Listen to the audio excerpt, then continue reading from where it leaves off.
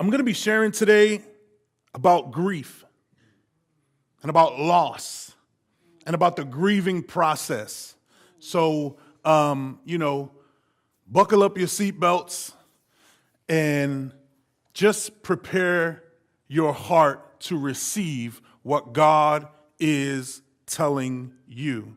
Because for many of us, we think grieving just comes after death. But grieving comes after a loss of any kind. You can be in a transitional point in your life right now. And believe it or not, there's a change. And when there's change, there's loss. And when there's loss, there's pain. And when there's pain, there's grieving. So for me, I remember the feeling of helplessness as I hung up the phone on October 23rd, 2000. The words that I never expected to hear so soon. I knew I would hear them eventually, but I never expected to hear them that soon. Bryant, your father has passed away. It was totally unexpected, and it rocked me to the core. What followed in the next coming days were the most empty, hopeless, foggy, lonely, and surreal days of my life. My problem was that I didn't know how, or I didn't want to grieve this loss. I didn't want to accept it. I didn't want to accept the loss of my father. So my soul remained hurt and shut down to the growth that God had for me in that moment. See, when we go through something, God has it so that we grow from everything. See, God isn't a God for you to have experiences and just that's what they are, experiences. No, we grow from everything. And in pain, there is growth.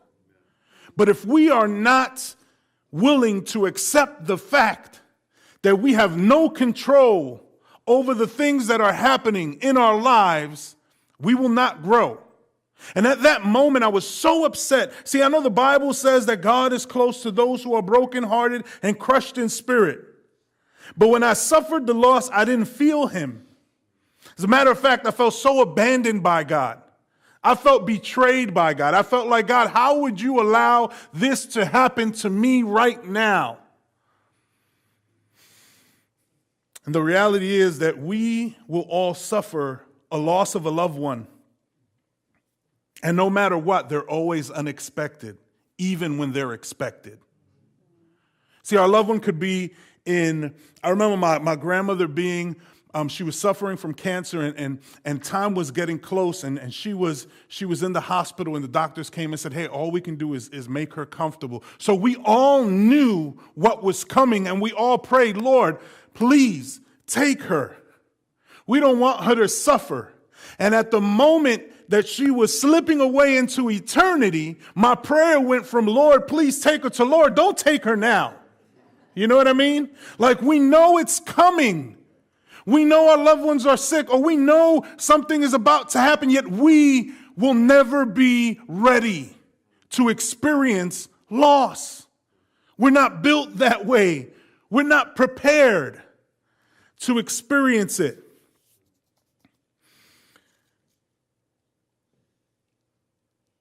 Grief is not just caused by the loss of a loved one. Like I said before, it is caused by a loss or a transition of any kind. See, grief is our natural response to pain of any kind. And pain usually comes with death, divorce, suicide, change of job, loss of job, problems, financial burdens. All of that causes us pain and all of that causes us grief. And the reality is that many of us don't grieve these things, or we don't know that we should be grieving these things. One of the things I learned during this last couple of weeks at school was that there were things that happened to me that I should have been grieving, but I never did grieve. Because I didn't know that it was hurtful towards me. I thought it was just stuff that happened. And it wasn't a death. It was more so a transition where I was hurt by someone and I didn't know that all I needed to do was to grieve that hurt so I can grow. I also didn't know that my spiritual growth was being stunted because I haven't grieved that. See, the reality is that you will not grow spiritually. You won't be healthy spiritually until we grieve losses that have taken place in our lives. If someone hurt you, it's okay to grieve that. It doesn't mean that you're weak. It's just the fact that you acknowledge that you were hurt by it. And too many times we want to just go on like, oh, whatever, that doesn't bother me. But in reality, spiritually, it stunts our growth. You cannot grow because there's something blocking that. Like I said, I went through this transition and it was caused by an individual. And it wasn't until I spoke with my spiritual director who helped me realize that until I accept the fact that I was wronged and stop blaming myself for the situation and grieved it as pain, I wouldn't be healed from this. And let me tell you something, it's a process. Have I forgiven that individual? I wish I could stand up here and say, yes, 100%. But there's still parts of me that at times is just, Lord, help me. And again, I don't have a problem being honest with you guys. The reality is that, yeah, we can say I forgive you, but then there are times where you see an individual and it's just like, Lord. Why? And so as I go through that process, I'm realizing that I'm leaking. And what I'm leaking is not healthy. And it's not healthy to the church. See, it's not healthy to the body when we are leaking emotion that has not been dealt with. See, in the book that we are reading, Emotionally Healthy Spirituality, he says this: when we don't process before God the very things that make us human, such as fear, sadness, or anger, we leak.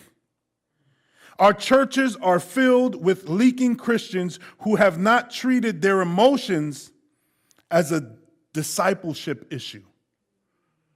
We can't ignore the fact that we are emotional beings. That's what we are. But see, when we don't talk about, when we don't talk about our fears, when we don't address our hurts, when we don't address things that do us damage, and we come into the church and we act like everything is fine, number one, we're not spiritually healthy. Number two, you are leaking that. You are leaking that in the church. You are leaking that in ministry. You are leaking that no matter how good you appear, when emotionally we have heavy spiritual baggage that is not treated, we leak that. I don't care how good your ministry looks to the outside. I don't care how wonderful and fruitful you think it's being. You are stunting your growth spiritually because we act like I'm fine. Nothing's wrong. Nobody knows how I feel inside. Yet you are leaking that around everywhere you go. So all the God bless yous and scriptures that you know will not cover the evidence that you are leaving behind. And too many times we think we can cover anything up with scripture. At least I do. It's a discipleship issue. For some of us in here, it's time. It's time to invite Jesus into our grief. It's time for us to take time to wait for Jesus in our pain. See, too many of us don't like to sit in our pain, but sometimes we need to sit in our pain so you can see where it's coming from, so you can see why you feel the way you do. Too many times we want to rush that process. When my father passed away, I wanted to, after the burial, I cried and I said, that's it, it's done with. I'm good. I went through the motions. 18 years later, I'm still having issues. I'm still having daddy issues like, whoa, this is crazy. Why do I wake up and feel so overwhelmed? Why do I wake up and feel so sad? Why do I wake up and feel so angry? And it's because I haven't processed that grief. It's because I just want to move through it. I don't want to feel it. I just want to go and go on with life. Emotionally, spiritually, it's not good for us. I'm going to get to the Bible, I promise. We need to take time to feel our pain because it's our pain. The person next to you might not feel that pain, but you do.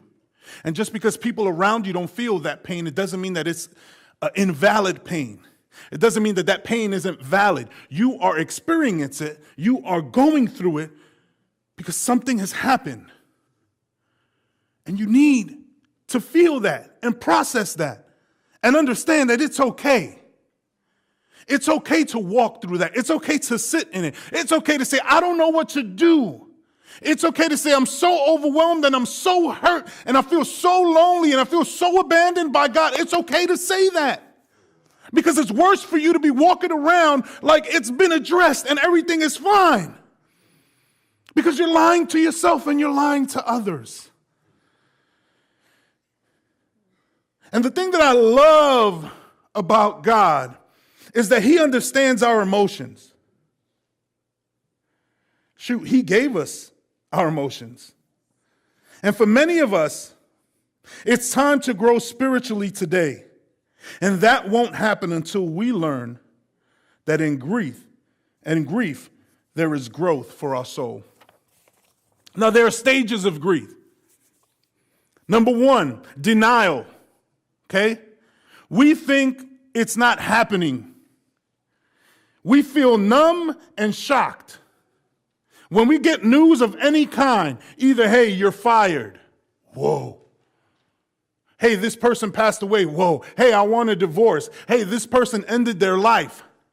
It's like, whoa. First thing you say is, this is not happening. It's not happening. That's a defense mechanism. Your emotions come up and say, this is not happening. I'm numb to it. It's going to be different tomorrow.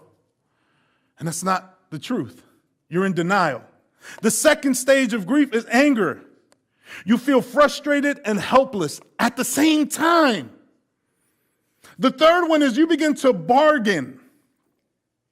You begin to tell yourself that you could have changed the situation if. See, my dad wouldn't have passed away if I was there with him.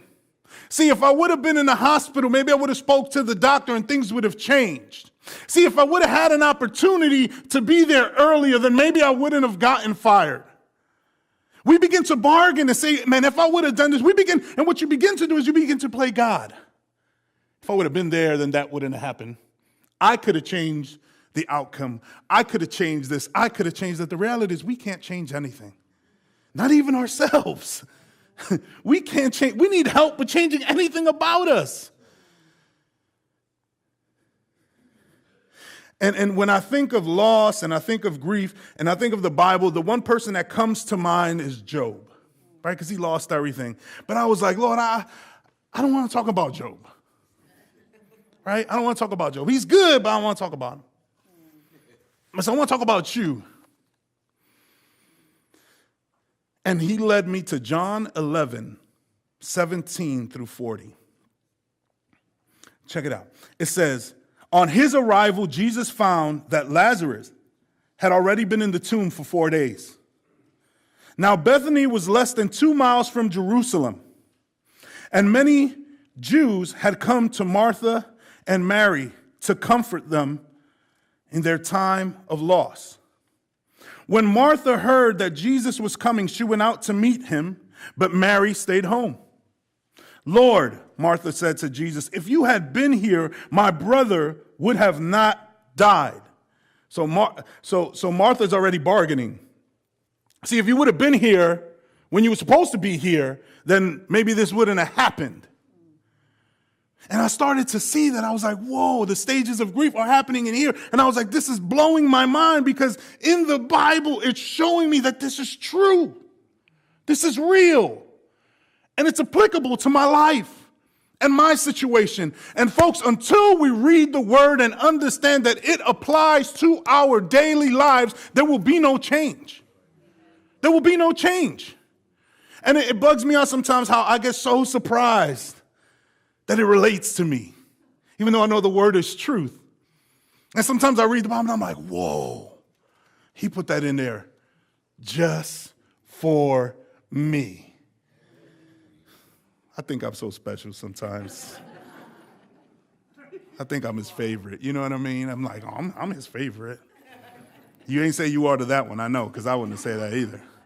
So he says this, Lord, Martha said to Jesus, if you would have been here, my brother would not have died. But I know that even now, God will give you whatever you ask. Jesus said to her, your brother will rise again.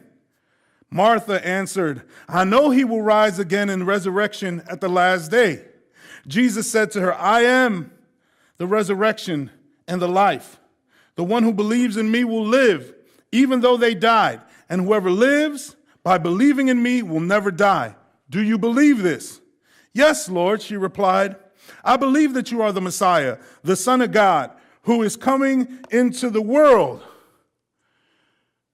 And I'm assuming in that same breath, Martha was like, you know I believe that, but my brother's dead.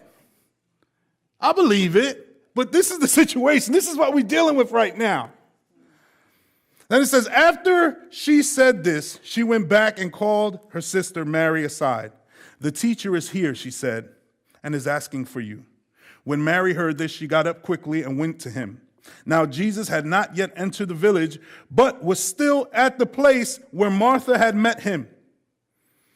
When the Jews who had been with Mary in the house comforting her noticed how quickly she got up and went out, they followed her, supposing that she was going to the tomb to mourn there.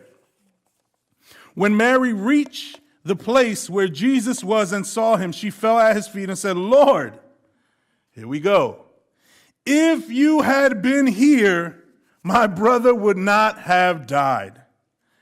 Come see, Lord, they replied. Jesus wept. I stop right there because that's like when I was a youth pastor, I would say, quote me a Bible verse. Jesus wept. That's not good. Y'all trying to be slick. But the reality was that at that moment, Jesus was grieving. Jesus was mourning the loss of Lazarus because he looked at his sisters and see how hurt they were. And at that moment, he became like me. In a sense, he felt that pain. He understood what we go through when we lose something. He understands what we go through when we feel the pain of divorce or suicide or job loss or whatever the case is. He understood me. Even though he was fully God, he took that time. Even though he knew he was going to raise Lazarus, because he knew he was going to raise Lazarus from the dead. So why would he cry? He knew what he was going to do. But at that moment, he became like you and me. And he could not help but to feel the pain and be overwhelmed with the sense of loss. Then the Jews said, see how he loved him? But some of them said, could not he who opened the eyes of a blind man have kept this from happening, have kept him from dying? Many times when we experience some sort of loss or pain, the first thing we go to is saying, God, could you have not stopped this from happening to me? Why did you allow this to happen? And the reality is this, he's an all-loving God, but he don't need to answer your questions. Because in the end, it's all going to work for the good. And has not he proven that to you? Has not he shown that to you over and over and over and over and over and over again? Your situation today may be different for you, but he's not a different God. Your situation today may be overwhelming for you, but he's the same God that lifted Lazarus from the dead. He's the same God that sent his son to die on the cross and rose 3 days later. So why are we so overwhelmed with thinking, how can you allow this to happen to me? It blows my mind that that's our first train of thought. But we're human. Our emotions get the best of us. Verse 38 says, Jesus, once more deeply moved, came to the tomb, and it was at the cave. It was a cave with a stone laid across the entrance. Take away the stone, he said. But Lord, said Martha, the sister of the dead man, by this time there is a bad odor, for he has been there for 4 days. Then Jesus says, did I not tell you that if you believe, you will see the glory of God? I want to go back to verse 38 because in different translations it says this. It says, but Jesus was deeply moved. One translation said, Jesus was still angry as he arrived at the tomb. Jesus was still full of emotions, and he knows what he's going to do, yet he's still full of the emotion. He's still full of the anger. He's still full. He's going through the stages of grief. And if Jesus is going through these stages, why are we acting like we can just walk through it? And act like we don't need to suffer, we don't need to process grief. We don't need to grieve. No, you need to grieve. You know why? Because he did the same thing. And he gave it to us as an example. In order for you to be spiritually healthy, you must go through this grieving process. You must not act like stuff is not hurting you emotionally. You must not act like the loss of something is not causing you pain. Because then you leak that all around. And you don't give an opportunity for the church to be a church. You don't give an opportunity for your brothers and sisters to be your brothers and sisters and to sit there and mourn with you. See, something I quickly realized, when someone passes away, there's a lot of food. I learned that quick. It's after you go through the process, there's a time of everyone coming together. Why? Because we need each other.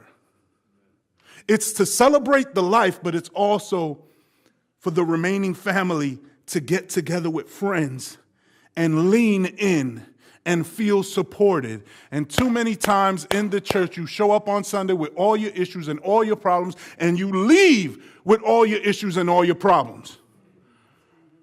Because you don't want nobody to know your business. You want nobody to know your business. You don't want nobody to know that you and your wife are having a tough time in marriage. You don't want nobody to know that you and your children are having a tough time. You don't want nobody to know that these things are happening. Well, if you come into church and acting like you got it all together, what you need God for? If we got it all together, what we need God for? I'm sorry, I'm speaking out the side of my neck. I shouldn't be doing that. Jesus was experiencing all the sadness, all the anger, the emotions, even though he was fully God. Even though he was fully God, he was experiencing all of this. And that's why in our deepest and darkest moments, it is easy for us to lean on him because he knows exactly what we're feeling. And too many times we want to say, he don't know what I'm going through. No, yes, he did. Yes, he did. He knows exactly how it felt. Remember, he wept. See, the reality is we will face death. We will see it. We will feel it. We will experience loss. We will experience transition. It will feel overwhelming. What do we need to do in those moments? Well, I'm glad you asked. Number one, don't ignore the pain and the loss. That's the first thing you need to do. The first thing is not to ignore it. Don't act like it's not there. It's there. You feel it on a daily basis. And what's the thing that gets scary about this? If you don't feel it and acknowledge it, you deny it. And if you deny it, you get depressed because you isolate yourself from everything and everybody. Because everybody around you is seeing the hurt and the pain that's going on, and you like, I'm good. Nothing's wrong. But then when you're at home and you by yourself and you laying in your bed, you feel paralyzed. You feel like you don't want to get up in the morning. You feel like you don't want to do anything the next day because your emotions, you're so overwhelmed with this that it has you to a point where I can't move. That's depression. And when you go through depression by yourself, it is a dangerous, slippery slope. And the enemy is just sitting back watching you. He's just watching you, waiting to pounce on you. The second thing, and I want you to hear this one, grieve the loss. It's okay. It's okay to say, you know what, that person hurt me, and I'm hurt by it. You know what, this church, I feel like this church did me wrong and they hurt me, but I can't say I was hurt by a church because it's a church. Many Christians who are rejecting the gospel today is because they've been hurt by a church.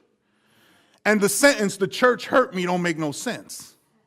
How could the church hurt me if the church is supposed to help me? But the reality is, as I sat there with my spiritual director, and my spiritual director was someone assigned to me through the school. Like, I don't go looking for a spiritual director.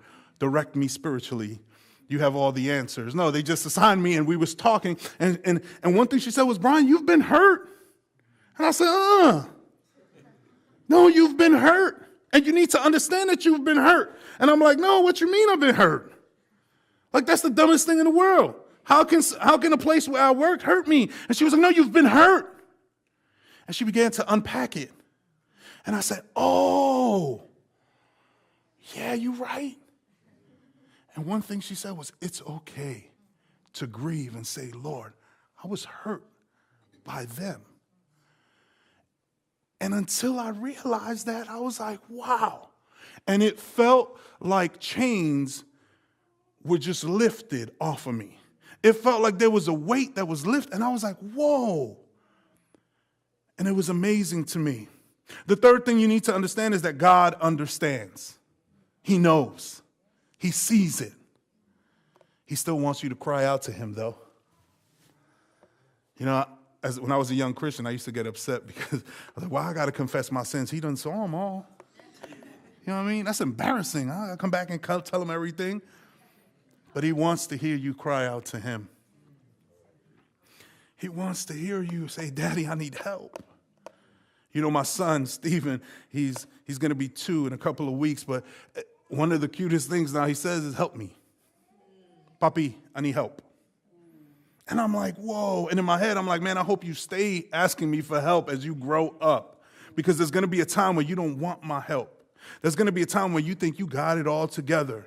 And it happens to us in our relationship with God where we think we got it all together.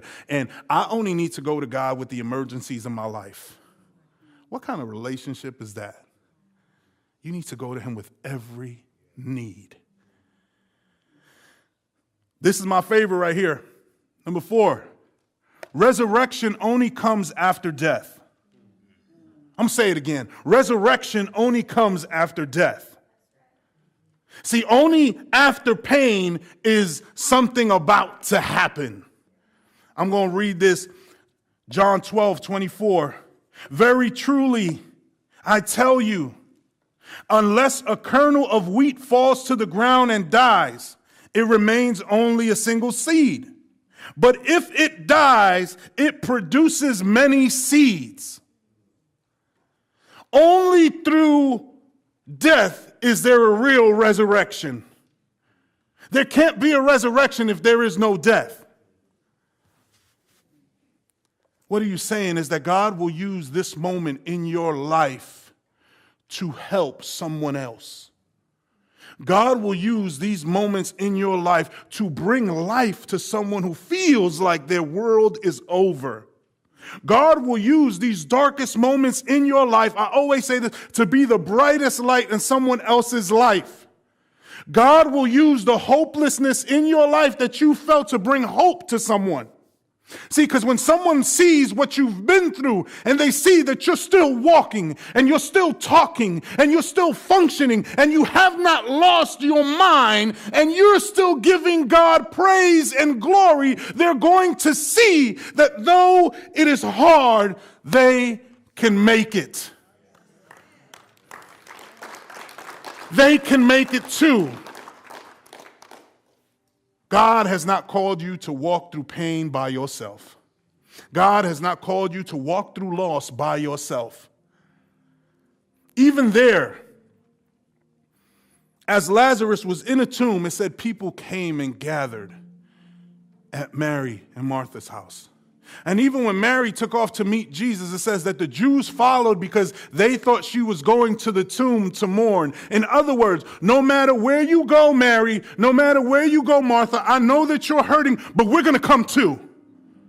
And if you're going to sit at the tomb and mourn, we're going to sit too. And we're going to mourn with you too. And too many times we come in here feeling the weight of loss and pain by ourselves, and no one sits next to us. And we leave feeling the same weight and the same hurt and the same pain. Because we didn't reach out, no one's holding our hand. Church, we need to reach out.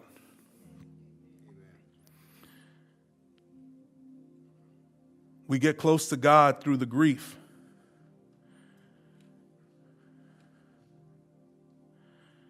He replaces the mourning with joy.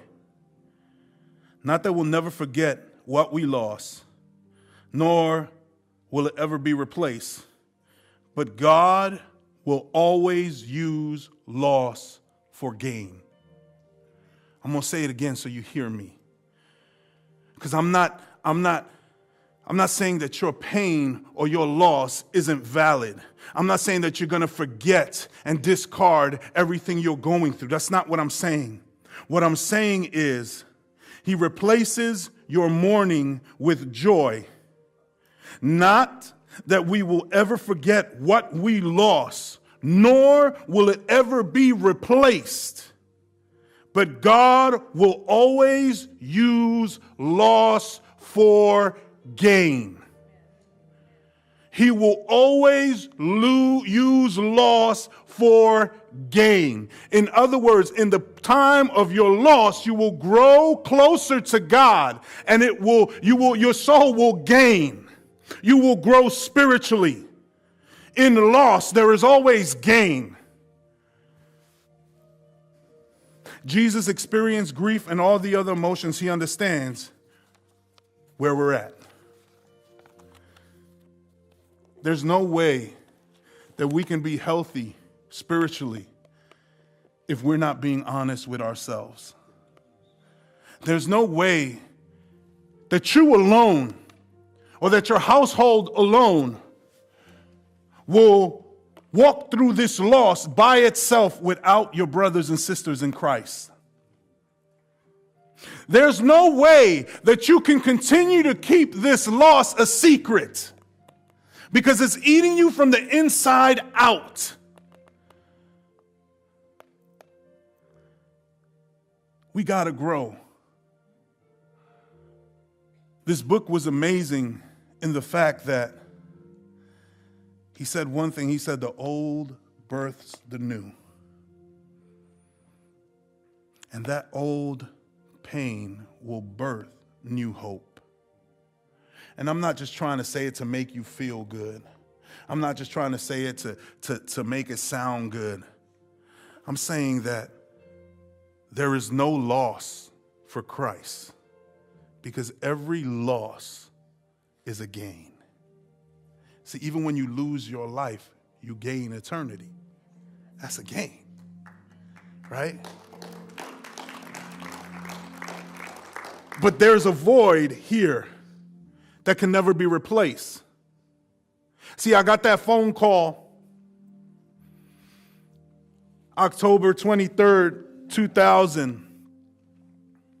And not a day's go, not an event, not a youth event. Whenever I'm speaking to young people, I'm speaking to them of the importance of their relationship with their parents and their fathers. And I use that dark time in my life to speak hope. To speak hope. And I remember I was at an event and some random dude came up to me and said, "Look, man, I know this is going to sound weird, but your daddy was here and he's proud." Now I was like, "What? You speak to dead people?" Kind of. But then I sat down, and it meant so much for me to hear that. Don't let your loss go to waste. Because in your loss, there is gain for someone. Just like when God lost his son, he gained a bunch of children. And one day he's going to come back for us. I don't know what you're going through, but I know that there's hurt. I know that there's pain. I know that there's transition. I know that there's loss. And for some of y'all try to keep it private too much. And I respect that. But the reality is, until you say, I'm hurting, no one can reach out. And I don't care how long you've been a Christian. If that's what you're going through right now, it's okay to say, I'm hurt.